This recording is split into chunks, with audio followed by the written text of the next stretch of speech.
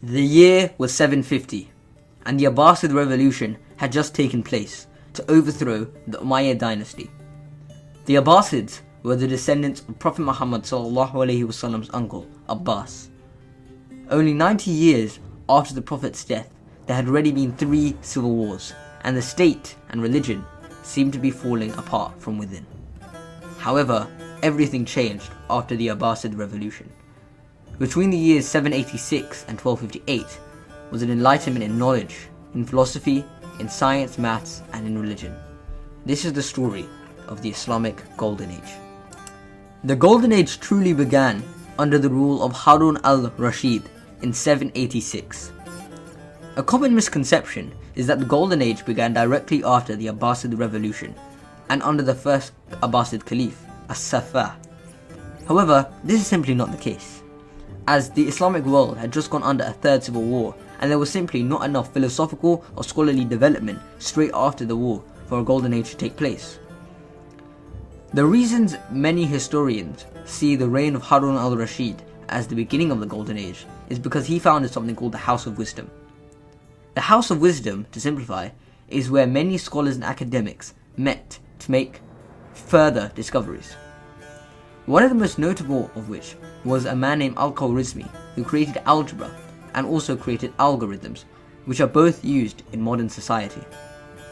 A significant chunk of scholarly research was made in the 8th and 9th century in the Islamic world, and this wasn't made by European empires until as late as the 18th century. Furthermore, the caliphs at these times were known to promote and drive the desire and hunger for knowledge into their people. They picked out many Quranic verses and hadith which pointed out the need for knowledge. These scientific discoveries also led the life expectancy to go up significantly. If you were a scholar in the Islamic Caliphate, the average life expectancy was between 69 and 75 years, which is ridiculous when you remember that the average life expectancy in Europe at the same time was just 20 to 30 years. The capital city of the Caliphate was Baghdad.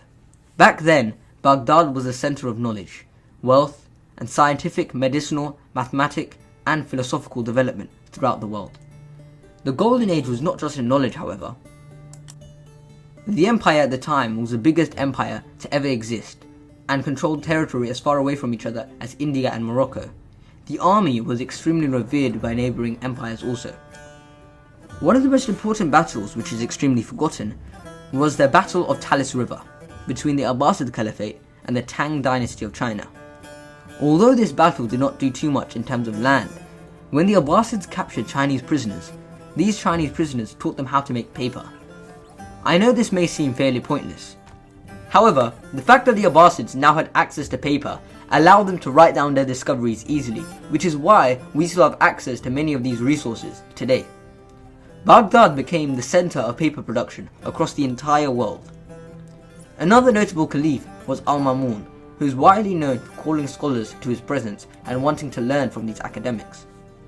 This time was also seen as a period of religious acceptance, as non-Muslim scholars would often share their ideas in the House of Wisdom itself, offering different perspectives. The Golden Age of Islam eventually had to come to an end, and the loss of power from the Caliph had happened many years before 1258, which is eventually the end of the Golden Age.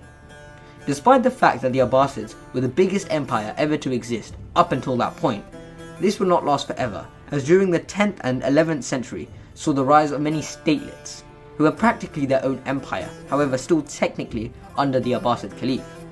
These empires included the Seljuks, Buyids, Safavids, Saffarids, the Sultanate of Rum, the Ayyubids, and other smaller empires. It was eventually decided that the Caliph would be there only for religious purposes and not get involved in political issues, which is the first time this would happen in all of Islamic history. The Caliphs would reside in Baghdad, which was still flourishing. I will go into further issues about what truly ended the Islamic philosophical Golden Age in a future video.